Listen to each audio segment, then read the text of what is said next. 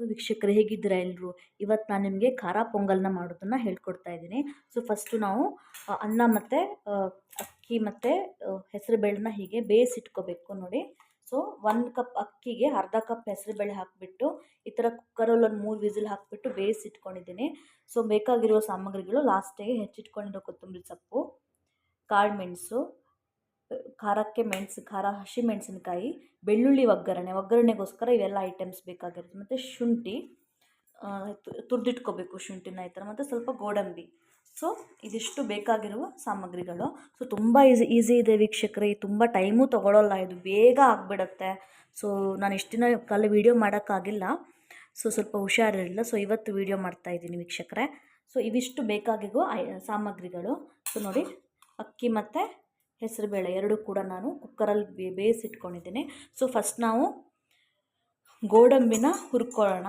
ತುಪ್ಪದಲ್ಲಿ ಹಾಕಿ ಹುರ್ಕೋತಿದ್ದೀನಿ ಗೋಡಂಬಿನ ನೋಡಿ ವೀಕ್ಷಕರೇ. ತುಪ್ಪದಲ್ಲಿ ಹಾಕಿಬಿಟ್ಟು ನಾವು ಈ ಗೋಡಂಬಿನ ಚೆನ್ನಾಗಿ ಹುರ್ಕೋಬೇಕು ವೀಕ್ಷಕ. ಸ್ವಲ್ಪ ಕಂದು ಬಣ್ಣ ಬರುವಷ್ಟು ಹುರ್ಕೋಬೇಕು ಗೋಡಂಬಿನ. ತುಂಬ ಕಮ್ಮಿ ಸಾಮಗ್ರಿಲಿ ಬೇಗ ಆಗಿಬಿಡತ್ತೆ.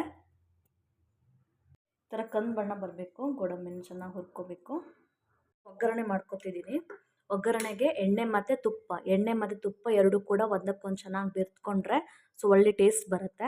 ಸೊ ಫಸ್ಟ್ ಆಲ್ರೆಡಿ ಎಣ್ಣೆ ಹಾಕ್ಕೊಂಡಿದ್ದೀನಿ, ಅದಕ್ಕೆ ತುಪ್ಪ ಹಾಕಿಬಿಟ್ಟು ಮಿಕ್ಸ್ ಮಾಡಿಕೊಂಡು ಸೊ ಎಣ್ಣೆ ಕಾಯಿಸ್ಕೊತಿದ್ದೀನಿ ನೋಡಿ ವೀಕ್ಷಕರೇ. ಸೊ ಇವಾಗ ನಾವು ಒಗ್ಗರಣೆನ ಹಾಕೋಣ. ಇದಕ್ಕೆ ಬೇಕಾಗುವಂಥ ಸಾಮಗ್ರಿಗಳು: ಜೀರಿಗೆ ನೋಡಿ, ಜೀರಿಗೆ ಹಾಕ್ಕೋಬೇಕು. ನಂತರ ಬೆಳ್ಳುಳ್ಳಿ ಒಗ್ಗರಣೆ ಮಾಡ್ಕೊತಿರೋದ್ರಿಂದ ಒಂದು 4 ಬೆಳ್ಳುಳ್ಳಿನ ಸೋಲ್ದಿಟ್ಕೊಂಡಿದ್ದೀನಿ. ಸೊ ಅದನ್ನು ಹಾಕ್ತಿದ್ದೀನಿ ನೋಡಿ ವೀಕ್ಷಕರೇ. ಮೆಣಸಿನ್ಕಾಯಿನ ನಾನು ಈ ಥರ ಕಟ್ ಮಾಡಿಟ್ಟಿದ್ದೀನಿ. ಸೊ ಅರ್ಧ ಸಿಗ್ಬಿಟ್ಟು ಕಟ್ ಮಾಡಿಟ್ಟು ಅದನ್ನು ಕೂಡ ಈಗ ಹಾಕ್ಕೊತಿದ್ದೀನಿ ನೋಡಿ. ಮತ್ತು ಕಾಳು ಮೆಣಸು ಹಾಕ್ಬಿಟ್ಟು ಚೆನ್ನಾಗಿ, ಬಿಕಾಸ್ ಇದೊಂದು 10 ನಿಮಿಷಗಳ ಕಾಲ ಹುರ್ಕೋಬೇಕು, ಅಂದರೆ ಮೆಣಸಿನ್ಕಾಯಿ ಖಾರ ಎಲ್ಲ ಬಿಡಬೇಕಲ್ವ. ಸೊ ಕಾಳು ಮೆಣಸನ್ನು ಕೂಡ ಹಾಕ್ಕೊತಿದ್ದೀನಿ. ಸೊ ಕಾಳು ಮೆಣಸು ಇದರಲ್ಲಿ ಮೀನು. ಮತ್ತು ಹೆಚ್ಚಿಟ್ಕೊಂಡಿರೋ ಶುಂಠಿ. ಸೊ ಕೊತ್ತಂಬರಿ ಸೊಪ್ಪನ್ನ ಲಾಸ್ಟಿಗೆ ಹಾಕ್ಕೋಬೇಕು ಎಲ್ಲ ಫ್ಲೇವರ್ ಆದ ನಂತರ. ಸೊ ಇದನ್ನು ನಾವು 10 ನಿಮಿಷಗಳ ಕಾಲ ಹುರ್ಕೋಬೇಕು, ಬಿಕಾಸ್ ಮೆಣಸಿನ್ಕಾಯಿ ಖಾರ ಎಲ್ಲ ಬಿಡಬೇಕಲ್ವ. ಸೊ ಇದಿಷ್ಟೇ ನೋಡಿ ವೀಕ್ಷಕರೇ ಒಗ್ಗರಣೆಗೆ ಬೇಕಾಗಿರುವಂಥ ಸಾಮಗ್ರಿಗಳು. ಮತ್ತು ಗೋಡಂಬಿ ಕೂಡ ಹಾಕ್ಕೋಬೋದು. ಆಲ್ರೆಡಿ ನಾವು ಫಸ್ಟಿಗೆ ಗೋಡಂಬಿನ ಹಾಕ್ಕೊಂಡು ಹುರಿದಿಟ್ಕೊಂಡಿದ್ವಿ. ಸೊ ಇವಾಗ ಕೂಡ ಇನ್ನು ಸ್ವಲ್ಪ ಹಾಕ್ಕೋಬೋದು.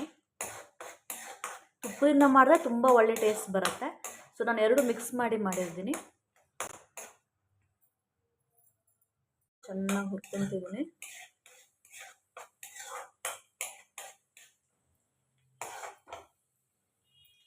ಬಿಟ್ಟು ಹುರ್ಕೋಬೇಕು. ಸೊ ಹೈ ಫ್ಲೇಮಲ್ಲಿ ಇಟ್ಬಿಟ್ರೆ ಸೀದೋಗ್ಬಿಡುತ್ತೆ. ಸೊ ಸಿಮ್ಮಲ್ಲಿ ಹಾಕಿಬಿಟ್ಟು ಹುರ್ಕೋಬೇಕು ನೋಡಿ ವೀಕ್ಷಕರೇ. ಇದಕ್ಕೆ ಈರುಳ್ಳಿ ಬೇಕಾಗಲ್ಲ, ಟೊಮೆಟೊ ಹಾಕಲ್ಲ, ಏನೂ ಬೇಕಾಗಲ್ಲ. ಅಷ್ಟು ಸಿಂಪಲ್ಲಾಗಿ ಅಷ್ಟು ಟೇಸ್ಟಿಯಾಗಿ ಬರುತ್ತೆ ಪೊಂಗಲ್, ಖಾರ ಪೊಂಗಲ್. ವೀಕ್ಷಕರೇ ಒಗ್ಗರಣೆ ಆಗಿದೆ. ಸೊ ಇದಕ್ಕೆ ನಾವು ಆವಾಗ ನಾನು ತೋರಿಸಿದ್ನಲ್ವ ರೈಸ್ ಮತ್ತು ಬೇಳೆ ಎರಡು ಮಿಕ್ಸ್ ಮಾಡಿ ಇಟ್ಕೊಂಡಿದ್ದೆ ಕುಕ್ಕರಲ್ಲ, ಮಿಕ್ಸ್ ಮಾಡ್ಕೋಬೇಕು.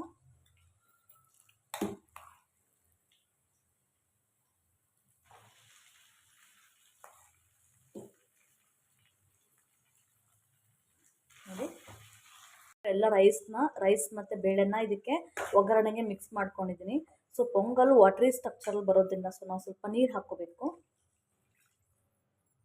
ನೀರು ಹಾಕ್ಬಿಟ್ಟು ಚೆನ್ನಾಗಿ ತೊಳ್ಸ್ಕೋಬೇಕು.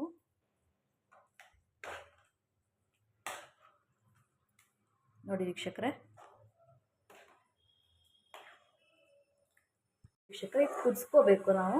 ಸೊ ಇವಾಗ ನಾವು ರುಚಿಗೆ ತಕ್ಕಷ್ಟು ಉಪ್ಪು ಹಾಕ್ಕೊಬಿಡೋಣ ನೋಡಿ. ಚೆನ್ನಾಗಿ ಸ್ಮ್ಯಾಶ್ ಮಾಡ್ಕೋಬೇಕು.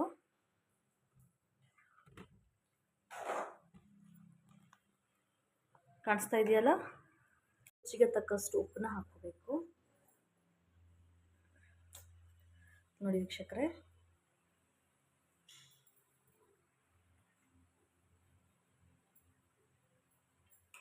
ಆಮೇಲೆ ಚೆನ್ನಾಗಿ ತೊಳ್ಸ್ಕೋಬೇಕು.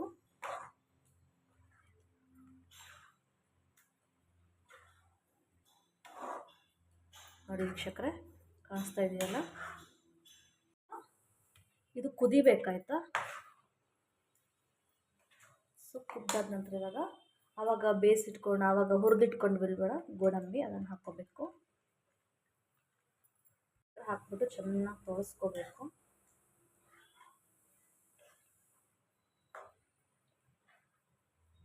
ನೋಡಿ ಹಾಕ್ಕೋಬೇಕು. ನೋಡಿ ವೀಕ್ಷಕರೇ, ಖಾರ ಪೊಂಗಲ್ ರೆಡಿಯಾಗಿದೆ. ನೋಡಿ ಲಾಸ್ಟಿಗೆ ಹೆಚ್ಚಿಟ್ಕೊಂಡಿರೋ ಕೊತ್ತಂಬರಿ ಸೊಪ್ಪು ಹಾಕ್ಬಿಟ್ಟು ಮಾಡಿದ್ದೇನೆ. ಫೈನಲ್ ಖಾರ ಪೊಂಗಲ್ ರೆಡಿಯಾಗಿದೆ. ನೋಡಿ ಈ ಥರ ಬರುತ್ತೆ. ತುಂಬ ಚೆನ್ನಾಗಿ ಬರುತ್ತೆ ವೀಕ್ಷಕರೇ, ಇದನ್ನೊಮ್ಮೆ ಟ್ರೈ ಮಾಡಿ ಮನೆಯಲ್ಲಿ, ತುಂಬ ಚೆನ್ನಾಗಿರುತ್ತೆ. ನೋಡಿ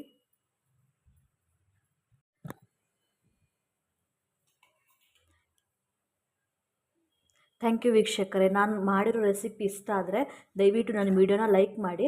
ಫಸ್ಟ್ ಟೈಮ್ ನನ್ನ ಚಾನಲ್ನ ವಾಚ್ ಮಾಡ್ತಾಯಿದ್ರೆ ನನ್ನ ಚಾನಲ್ನ ಸಬ್ಸ್ಕ್ರೈಬ್ ಮಾಡ್ಕೊಂಡು ನೋಡಿ. ಸೊ ಖಾರ ಪೊಂಗಲ್ ರೆಡಿಯಾಗಿದೆ. ಸೊ ಫಸ್ಟ್ ಟೈಮ್ ನನ್ನ ಚಾನಲ್ನ ಸಬ್ಸ್ಕ್ರೈಬ್ ಮಾಡೋದು ನೋಡ್ತಾ ಇರೋದ್ರೆ ಸಬ್ಸ್ಕ್ರೈಬ್ ಮಾಡ್ಕೊಂಡು ನೋಡಿ ವೀಕ್ಷಕರೇ.